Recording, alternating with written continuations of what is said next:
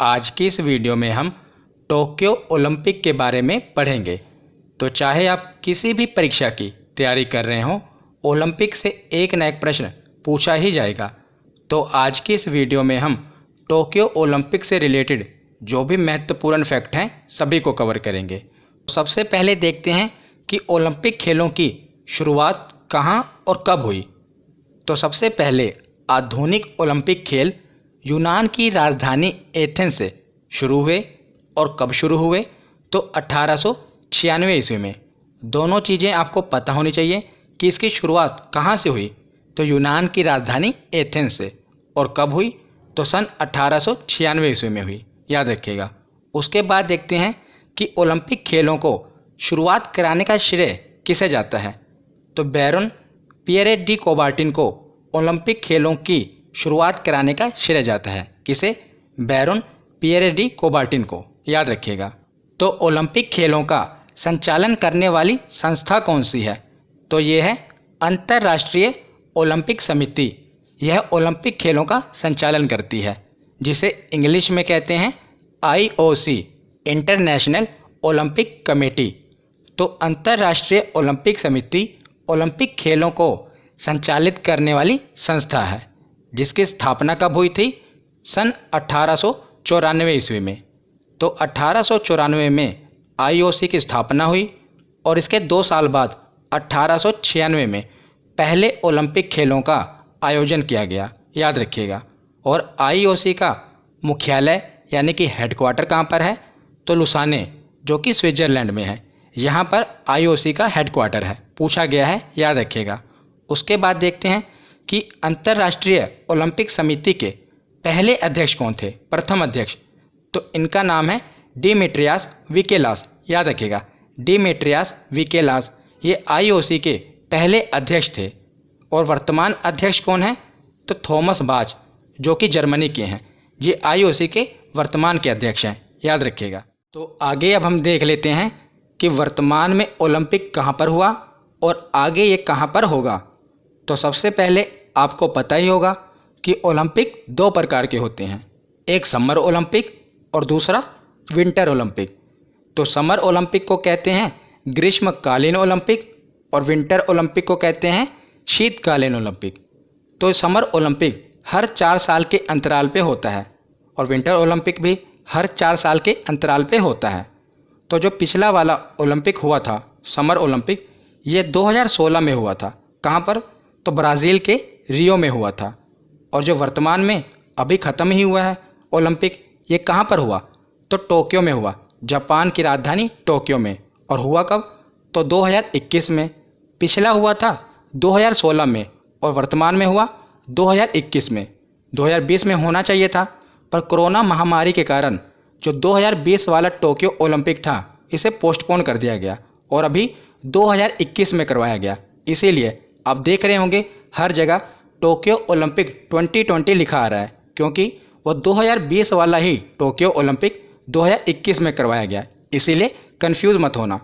तो Tokyo Olympic के बाद जो समर ओलंपिक हैं, अब ये आगे कहाँ पर होंगे, किस देश में होंगे, ये भी देख लेते हैं। तो 2024 में होगा समर ओलंपिक फ्रांस की राजधानी पेरिस में। 2028 में होगा USA के लॉस एंजलिस में। और 2032 में होगा ऑस्ट्रेलिया के ब्रिस्बेन में।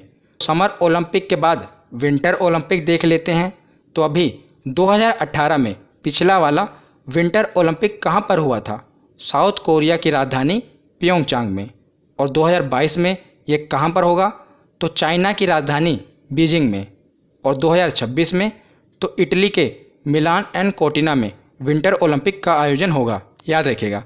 अब हम देखते हैं ओलंपिक ध्वज यानी कि ओलंपिक फ्लैग।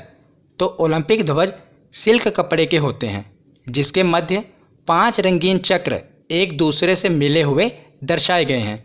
आपने देखा ही होगा, जो कि विश्व के 5 महाद्वीपों का प्रतिनिधित्व को दर्शाते हैं। तो जो ये 5 चक्र होते हैं, लाल चक्र, काला, नीला, पीला और हरा, ये विश्व के 5 महाद्वीपों को दर्शाते हैं। तो एग्ज़ाम में ये पूछ लिया जाता है कि कौन सा चक्र किस महाद्वीप को दर्शाता है। तो एक बार देख लेते हैं। तो लाल चक्र अमेरिका महाद्वीप को दर्शाता है।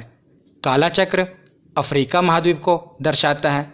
आपने देखा ही होगा, अगर आपके दिमाग में अफ्रीका आएगा तो जो वहाँ के लोग होते हैं उनके स्किन का कलर काफ़ी डार्क होता है ना, काले रंग के होते हैं।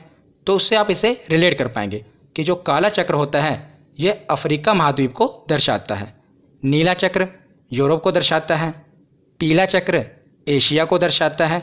और जो हरा चक्र है ये ऑस्ट्रेलिया महाद्वीप को दर्शाता है। तो ये 5 चक्र 5 महाद्वीप को दर्शाते हैं, याद रखिएगा। अब हम आगे देखते हैं। तो अब हम टोक्यो ओलंपिक 2020 के बारे में पढ़ना शुरू करते हैं। तो ओलंपिक 2020 खेलों का आयोजन 23 जुलाई 2021 से लेकर 8 अगस्त 2021 के बीच किया गया, याद रखिएगा। और इसका आयोजन कहाँ पर किया गया? तो जापान की राजधानी टोक्यो में, इसीलिए तो इसे टोक्यो ओलंपिक कहा जा रहा है। और इसका संस्करण कौन सा है वर्तमान में, जो अभी 2021 में टोक्यो ओलंपिक कराया गया, ये कौन सा एडिशन का है? तो 32 यानी कि 32वां संस्करण है, याद रखिएगा। और मोटो क्या है वर्तमान में जो ये टोक्यो ओलंपिक हुआ है, इसका मोटो क्या है? तो यूनाइटेड बाय इमोशन, ये भी याद रखिएगा। ये डायरेक्ट 1 लाइनर क्वेश्चन पूछा जाएगा कि टोक्यो ओलंपिक का मोटो क्या था? तो यूनाइटेड बाय इमोशन, याद रखिएगा। और बात करें शुभंकर की, तो इसका शुभंकर है मिराइटोवा। ये जो आप देख रहे हैं यही है इसका शुभंकर टोक्यो ओलंपिक 2020 का, इसे कहते हैं मिराइटोवा, याद रखिए। तो आगे है कि टोक्यो ओलंपिक में भारत की तरफ से ध्वजवाहक कौन थे? तो उद्घाटन समारोह के समय मैरी कॉम और मनप्रीत सिंह ये थे ध्वजवाहक। मनप्रीत सिंह भारतीय हॉकी टीम के कप्तान हैं और मैरी कॉम तो आपको पता ही होगा, जानी मानी भारतीय महिला बॉक्सर हैं मैरी कॉम। तो उद्घाटन समारोह के समय मैरी कॉम और मनप्रीत सिंह, और समापन समारोह के समय बजरंग पूनिया, ये भारत की तरफ से ध्वजवाहक थे, याद रखिएगा, बहुत ही इम्पोर्टेंट है। उसके बाद अब हम आगे देखते हैं। तो आगे है कि टोक्यो ओलंपिक 2020 में 5 खेलों को शामिल किया गया, बहुत ही महत्वपूर्ण है। कितने खेलों को? 5 खेलों को शामिल किया गया, जिसमें से 4 नए खेल जोड़े गए। 5 खेलों को शामिल किया गया और 4 नए खेल इसमें से जोड़े गए। वो कौन कौन से खेल हैं वो हम देख लेते हैं। तो टोटल कितने खेल हैं? 5। उसमें से 4 नए खेल हैं और एक खेल है उसे पहले भी शामिल किया गया था पर बाद में हटा दिया गया। अब इसे टोक्यो 2020 में दोबारा शामिल कर लिया गया। तो बेसबॉल, इसे 2008 के ओलंपिक के बाद अब दोबारा शामिल किया गया है। तो ये पुराना खेल था जिसे हटा दिया गया था, पर अभी इसे दोबारा शामिल कर लिया गया। तो एक खेल हो गया बेसबॉल और ये नए खेल हैं। 4 नए खेलों को शामिल किया गया। कौन कौन से? Skateboard, surfing, sports climbing, karate, ये 4 नए खेल हैं और एक बेसबॉल। तो टोटल 5 खेलों को टोक्यो ओलंपिक 2020 में शामिल किया गया, याद रखिएगा। तो आगे अब हम कुछ इम्पोर्टेंट फैक्ट देख लेते हैं। तो भवानी देवी ओलंपिक के लिए क्वालिफाई करने वाली पहली भारतीय तलवारबाज बनी हैं। ये कोई मेडल तो नहीं जीत पाई, पर ये इम्पोर्टेंट है क्योंकि ये पहली भारतीय तलवारबाज बनी हैं जो ओलंपिक में क्वालिफाई कर पाई हैं। इनका नाम क्या है? भवानी देवी, याद रखिएगा। उसके बाद देखते हैं ओलंपिक में भाग लेने वाली पहली ट्रांसजेंडर कौन बनी है? तो इनका नाम है लॉरेल हबर्ड, याद रखिएगा। ये न्यूजीलैंड से हैं। तो ये पहली ट्रांसजेंडर हैं जिन्होंने ओलंपिक में भाग लिया है। तो ये इंपॉर्टेंट है आपके एग्जाम के लिए, याद रखिएगा। इनका नाम क्या है? लॉरेल हबर्ड, जो कि न्यूजीलैंड से हैं, याद रखिएगा। तो आगे अब हम टोक्यो ओलंपिक 2020 की मेडल टैली देख लेते हैं कि कौन सा देश किस स्थान पर रहा। तो नंबर 1 पर कौन सा देश रहा? अमेरिका। इसने टोटल 113 मेडल जीते, जिसमें से 39 गोल्ड मेडल हैं, 41 सिल्वर मेडल और 33 ब्रॉन्ज मेडल। टोटल कितने हो गए? 113, याद रखिएगा। गोल्ड मेडल कितने जीते? 39। नंबर 2 पर कौन सा देश रहा? चाइना, जिसने टोटल 88 मेडल जीते, जिसमें से 38 गोल्ड मेडल, 32 सिल्वर मेडल और 18 ब्रॉन्ज मेडल। तो अमेरिका ने 39 गोल्ड मेडल जीते और चाइना ने 38 गोल्ड मेडल जीते, याद रखिएगा। तीसरे नंबर पर रहा जापान, जहां पर इस बार का ओलंपिक खेलों का आयोजन किया गया जापान में। तो जापान तीसरे नंबर पर रहा, तो इसने टोटल 58 मेडल जीते, जिसमें से 27 गोल्ड मेडल हैं, 14 सिल्वर मेडल हैं और 17 ब्रॉन्ज मेडल हैं। याद रखिएगा। नंबर 1 पर अमेरिका, नंबर 2 पर चाइना और नंबर 3 पर जापान। तो आगे अब हम भारत की स्थिति देख लेते हैं, जो कि हमारे लिए इम्पोर्टेंट है। तो पदक तालिका में भारत का स्थान कौन सा रहा? तो भारत का स्थान रहा 48वें नंबर पे, 48 नंबर पे, जिसमें भारत ने टोटल 7 मेडल जीते, जिसमें से 1 गोल्ड मेडल है, 2 सिल्वर मेडल हैं और 4 ब्रॉन्ज मेडल हैं। तो ये आपको पता होने चाहिए कि कितने ब्रॉन्ज मेडल हैं, कितने सिल्वर हैं, कितने गोल्ड हैं। भारत के लिए तो आपको पता ही होना चाहिए। तो देखिए, वैसे तो आपको पता ही होगा, अगर आपको याद नहीं रहा तो मैं आपको एक ट्रिक बता देता हूँ जिससे आपको ये याद रहेगा। तो आपने एक मूवी देखी होगी राम लखन, जिसमें एक गाना था ना अनिल कपूर का, 1 2 का 4, 4 2 का 1, उससे आपको ये याद रहेगा। तो क्या गाना था? 1 2 का 4, जिससे आपको ये मेडल याद रहेंगे। तो 1 से गोल्ड मेडल, 2 से सिल्वर मेडल यानी कि 2 सिल्वर मेडल और 4 से 4 ब्रॉन्ज मेडल। तो ये आपको याद रहेगा। तो टोटल कितने मेडल हो गए? 7 मेडल हो गए। तो भारत के आपको पता होने चाहिए और आपको टॉप 3 देश भी पता होने चाहिए। नंबर 1 पर अमेरिका, नंबर 2 पर चाइना और नंबर 3 पर जापान। और भारत की रैंकिंग रही 48 नंबर पे। तो शुरुआत हम करते हैं गोल्डन बॉय नीरज चोपड़ा से। तो इनका जन्म कहाँ पर हुआ? हरियाणा के पानीपत में, याद रखिएगा। और नीरज चोपड़ा ट्रैक और फील्ड एथलीट प्रतिस्पर्धा में भाला फेंकने वाले खिलाड़ी हैं और इन्होंने 87.58 मीटर भाला फेंककर टोक्यो ओलंपिक 2020 में गोल्ड मेडल जीतकर इतिहास रचा है। तो ये बहुत ही इम्पोर्टेंट है।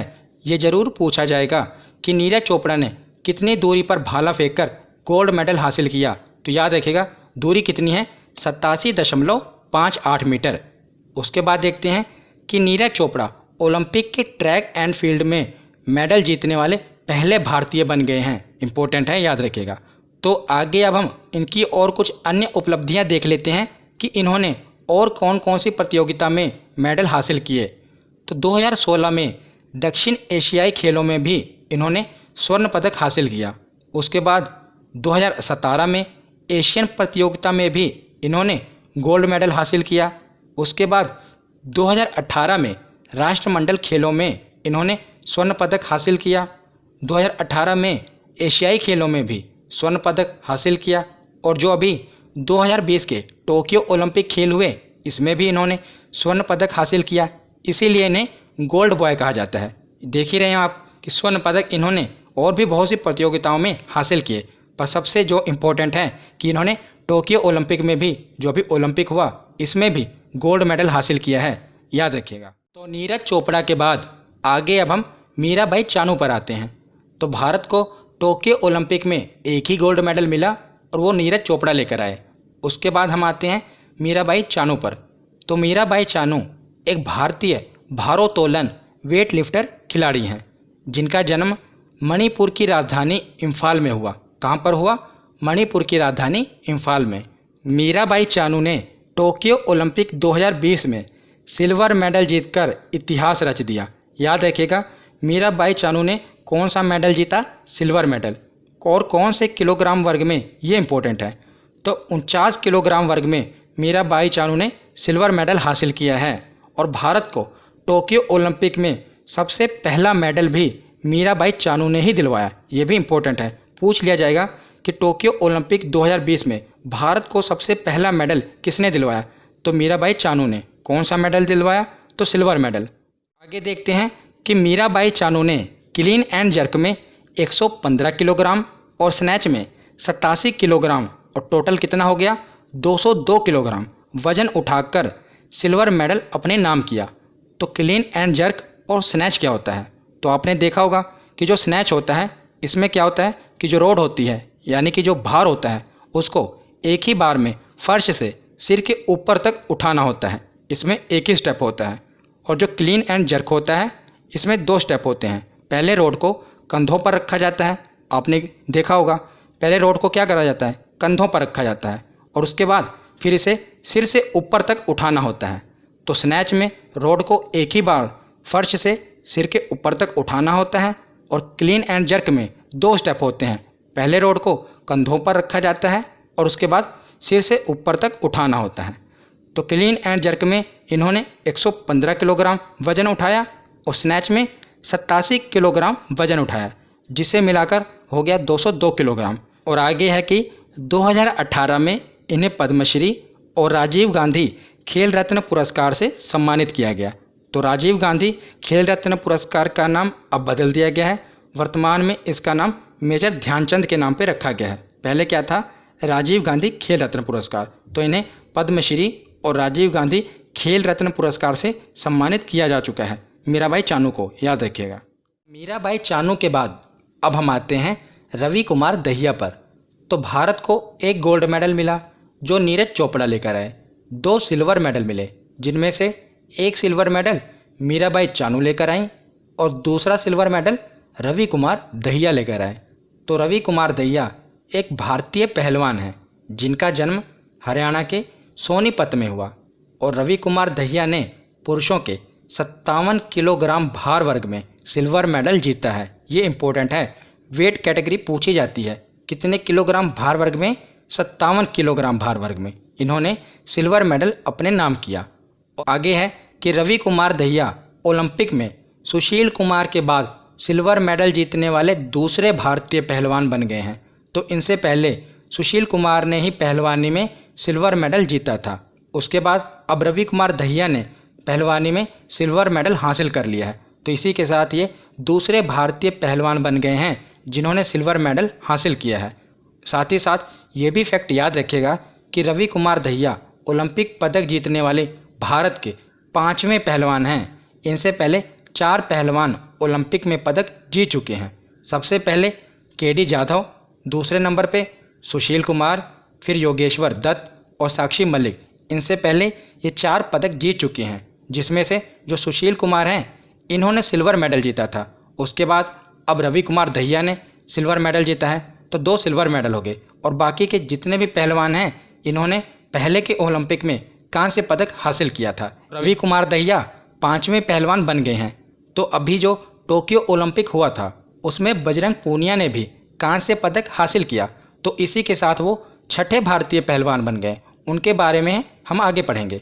तो उसी के साथ हम इनकी कुछ और उपलब्धियां देख लेते हैं। तो 2019 के विश्व चैंपियनशिप में इन्होंने ब्रॉन्ज मेडल हासिल किया था। और 2020 और 2021 में जो एशियाई चैंपियनशिप हुई थी उसमें इन्होंने गोल्ड मेडल हासिल किया। और अभी जो टोक्यो ओलंपिक हुआ इसमें इन्होंने सिल्वर मेडल हासिल किया, याद रखिएगा। तो आगे अब हम देखते हैं। तो रवि कुमार दहिया के बाद अब हम आते हैं लवलीना बोरगोहेन पे। तो इससे पहले हमने 1 गोल्ड मेडल देख लिया, 2 सिल्वर मेडल देख लिए। अब बचे 4 ब्रॉन्ज मेडल, उनके बारे में पढ़ लेते हैं।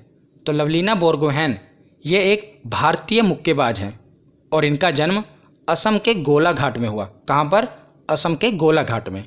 और टोक्यो ओलंपिक 2020 में बॉक्सिंग में 69 किलोग्राम वर्ग में लवलीना बोरगोहेन ने ब्रॉन्ज मेडल हासिल किया है। कौन सी वेट कैटेगरी में? 69 किलोग्राम वर्ग में, याद रखिएगा। इन्होंने ब्रॉन्ज मेडल हासिल किया। तो आगे है कि ओलंपिक में मेडल जीतने वाली ये भारत की तीसरी बॉक्सर हैं। इनसे पहले 2008 के बीजिंग ओलंपिक में विजेंदर सिंह और 2012 के लंदन ओलंपिक में मैरी कॉम भी ब्रॉन्ज मेडल जीत चुकी हैं, याद रखिएगा। ये तीसरी बॉक्सर बनी हैं जो कि ओलंपिक में मेडल जीती हैं। और साथ ही साथ ये भी याद रखिएगा कि इन्हें 2020 में अर्जुन अवार्ड से भी सम्मानित किया जा चुका है, लवलीना बोरगोहेन को, याद रखिएगा। तो आगे अब हम पीवी सिंधु पर आते हैं। आप कमेंट सेक्शन में ये बताइए कि पीवी सिंधु का पूरा नाम क्या है। तो पीवी सिंधु एक भारतीय बैडमिंटन खिलाड़ी हैं जिनका जन्म हैदराबाद में हुआ। और पीवी सिंधु ने टोक्यो ओलंपिक 2020 में ब्रॉन्ज मेडल अपने नाम किया, याद रखिएगा। और ओलंपिक में लगातार दूसरी बार मेडल जीतने वाली ये पहली भारतीय महिला खिलाड़ी बन गई हैं, याद रखिएगा, जिन्होंने लगातार ओलंपिक में 2 बार मेडल अपने नाम किया। ये पहली भारतीय महिला खिलाड़ी बन गई। 2016 में इन्होंने रियो ओलंपिक में सिल्वर मेडल हासिल किया था। और अभी 2020 के टोक्यो ओलंपिक में इन्होंने ब्रॉन्ज मेडल हासिल किया। तो इसी के साथ ये पहली भारतीय महिला खिलाड़ी बन गई हैं जिन्होंने लगातार 2 ओलंपिक में मेडल हासिल किए हैं। उसके बाद हम देखते हैं कि 2013 में इन्हें अर्जुन पुरस्कार से सम्मानित किया जा चुका है, 2015 में पद्मश्री से, 2016 में राजीव गांधी खेल रत्न से और 2020 में इन्हें पद्म भूषण से सम्मानित किया जा चुका है। तो याद रखिएगा। तो पीवी सिंधु के बाद आगे अब हम आते हैं बजरंग पूनिया पर। तो बजरंग पूनिया एक भारतीय पहलवान हैं और इनका जन्म हरियाणा के झज्जर में हुआ। कहाँ पर? हरियाणा के झज्जर में। और इन्होंने 65 किलोग्राम भार वर्ग में कांस्य पदक हासिल किया। कौन सी वेट कैटेगरी में? 65 किलोग्राम भार में इन्होंने ब्रॉन्ज मेडल अपने नाम किया। इससे पहले कॉमनवेल्थ गेम में 2018 में जो हुआ था, इसमें इन्होंने गोल्ड मेडल अपने नाम किया था। और अभी जो ओलंपिक हुआ, इसमें इन्होंने ब्रॉन्ज मेडल अपने नाम किया है, याद रखिएगा। और 2015 में इन्हें अर्जुन पुरस्कार से सम्मानित किया जा चुका है, 2019 में इन्हें पद्मश्री से सम्मानित किया जा चुका है और 2019 में इन्हें साथ ही साथ राजीव गांधी खेल रत्न से भी सम्मानित किया जा चुका है। ये भी आप याद रखिएगा। तो ये कौन सा मेडल लेके आए? Bronze medal. और किस भार वर्ग में? 65 किलोग्राम भार वर्ग में।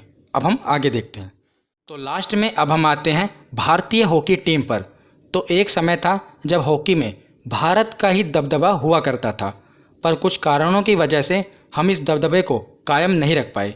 पर इस बार भारतीय हॉकी टीम ने 41 साल बाद, याद रखिएगा, 41 साल बाद जर्मनी को हराकर टोक्यो ओलंपिक 2020 में ब्रॉन्ज मेडल जीतकर इतिहास रच दिया। तो 41 साल बाद हमें ये जीत मिली है, मतलब कि 41 साल बाद हमने ओलंपिक में कोई मेडल अपने नाम किया है। तो गोल्ड मेडल किसने जीता? तो ये बेल्जियम ने जीता, याद रखिएगा। और सिल्वर मेडल ऑस्ट्रेलिया ने और ब्रॉन्ज मेडल भारत ने अपने नाम किया। ये तीनों आपको पता होने चाहिए कि गोल्ड मेडल बेल्जियम ने जीता हॉकी में, सिल्वर मेडल ऑस्ट्रेलिया ने और ब्रॉन्ज मेडल भारतीय हॉकी टीम ने अपने नाम किया। तो भारतीय हॉकी टीम के कप्तान कौन हैं? मनप्रीत सिंह। और भारतीय महिला हॉकी टीम की कप्तान कौन है? तो रानी रामपाल। ये दोनों आपको पता होने चाहिए।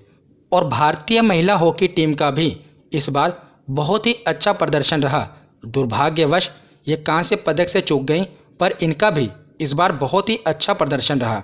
इन्होंने टोक्यो ओलंपिक 2020 प्रतियोगिता में चौथे स्थान पर ख़त्म किया, याद रखिएगा। ये चौथे स्थान पर रहीं।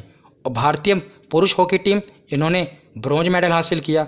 और कप्तान कौन है पुरुष टीम के? मनप्रीत सिंह। और महिला टीम की रानी रामपाल।